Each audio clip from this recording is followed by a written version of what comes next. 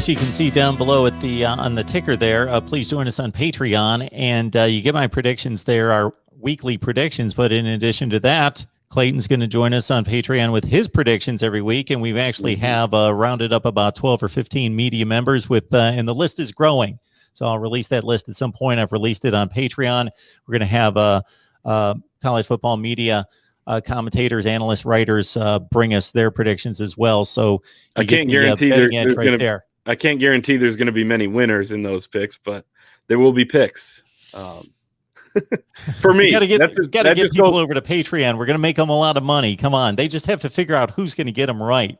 Right, that just goes for me. I'm not speaking for anybody else. My picks, no guarantees, but I'm decent, I think. Well, no guarantees here either. You know, that's the trick to making predictions and betting and so forth. Don't get too cocky about it. Yeah. So I will never. Don't use the G word. Don't use the G word. No guarantees. No, coming off a big week, I'm like, you still got to play it humble. Sometimes you can feel a little good about yourself, and when you're playing that game, the fall is coming soon. So yep.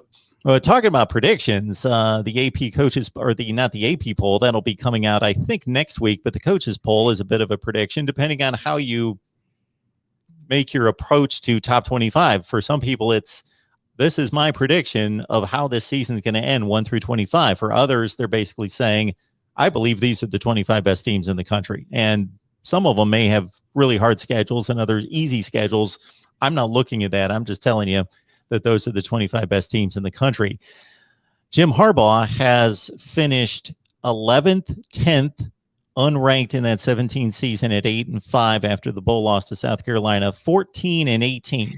So say what you will about Jim Harbaugh's performance at Michigan, losing some big games, of course, but finishing ranked those 4 out of 5 seasons, and then throw out the 6-game season. I know it still counts, but it's a 6-game season in 2020. And you got to think that, especially after that first season at 10-3, finishing close to the top 10 in the country, that they've been close to a top 10 preseason pick in both the AP and the coaches poll. But this season, Clayton, no ranking in the top 25.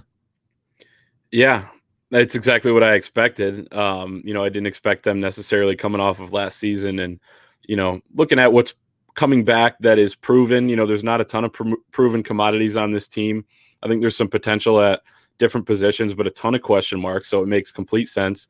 It makes a little more sense than Phil Steele putting them at 60. I think they're receiving votes for the top 25. So I think they were like the 5th or 6th team in the receiving votes category for the coaches, receiving 30 votes. I don't know exactly how it works. But I think that's completely fine. I think there were some people freaking out like, oh, Coastal Carolina and Lafayette and all these teams in Louisiana are ahead of us.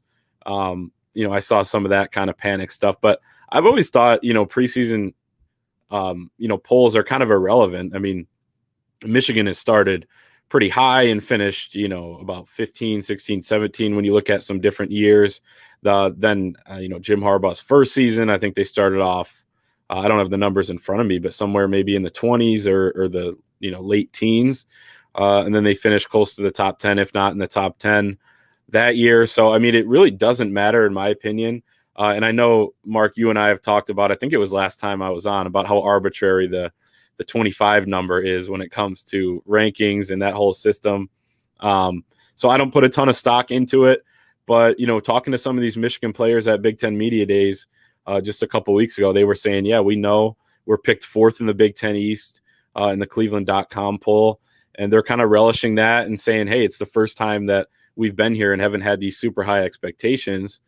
So let's go out and, prove people wrong. It's kind of a motivating factor for some of these guys. And of course you're going to say that, but I kind of believe that coming off that season, they have a lot to prove. So they weren't too worried about, exactly where they're going to be ranked in this preseason poll, but it's kind of for the fans and all that. Michigan flying under the radar. So maybe, finally, will the national media give them a little bit of credit when they do finish, or if they do finish top 15 or something like that, because, they seem to base quite a bit off of, what the preseason ranking said. And if Michigan finishes at all below that preseason rank, they're going to get some flack for it. So maybe they'll get a little bit of respect this year. I don't know.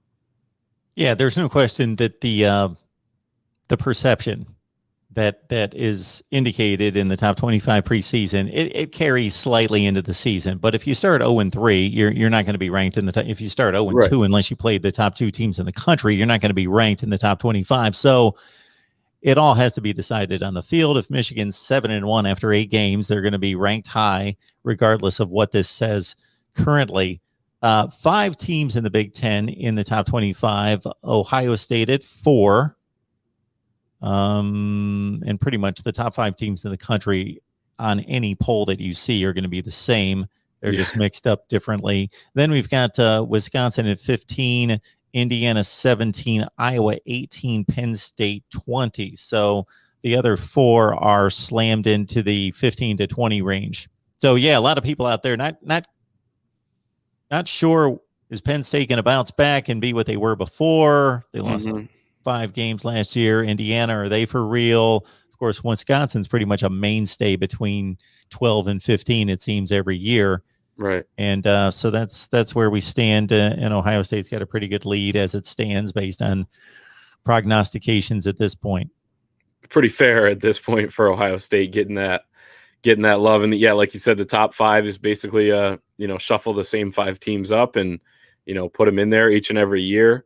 At this point in college football. Yeah, I think it's going to be interesting. You look at those 5 teams from the Big Ten in the top 25, 3 of those teams from the Big Ten East, and then you add Michigan to that equation, like we said, kind of right around that 30 number. So it's going to be, I don't want to say stacked division this year, but I think it's going to be stronger than it was last season. I expect Penn State to bounce back at least a little bit. When you look at their 5 losses last year, a lot of those were single-digit games. That Indiana game was pretty controversial.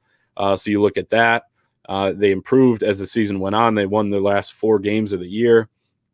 So that's important to know. And then, yeah, Indiana, finally they're finally the team that people are trying to catch, I guess you could say, at least coming into the year.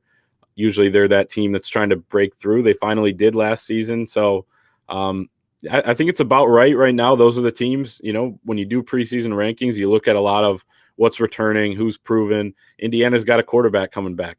Ohio State has talent all over the field. They've been proven each and every year.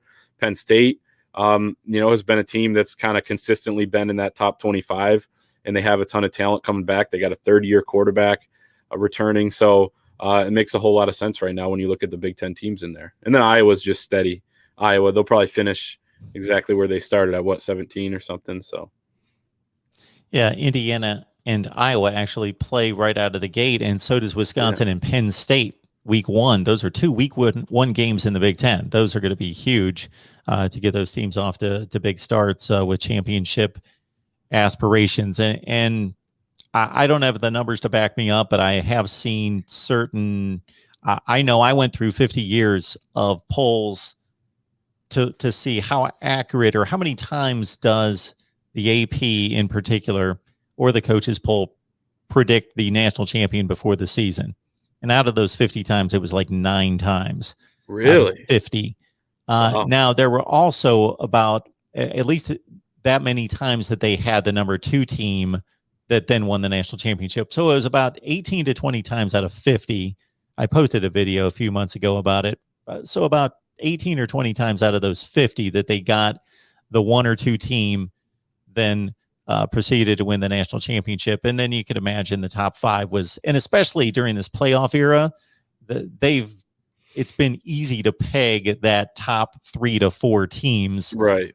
Every year. But after that, it's a crapshoot. There's going to be at least 7 of these teams are not going to finish in the top 25. Right. That is interesting with the top teams. But yeah, I mean, somebody usually emerges. You can usually predict, if I had to take one of 5 teams every year, I'd probably get it right almost every year, at least in this era of college football. But yeah, I agree. And you kind of mentioned this when we started talking about rankings. It's such a weird system because everyone plays a different schedule. If you are the Coastal Carolinas of the world, you're not going to play as tough of a schedule as Michigan.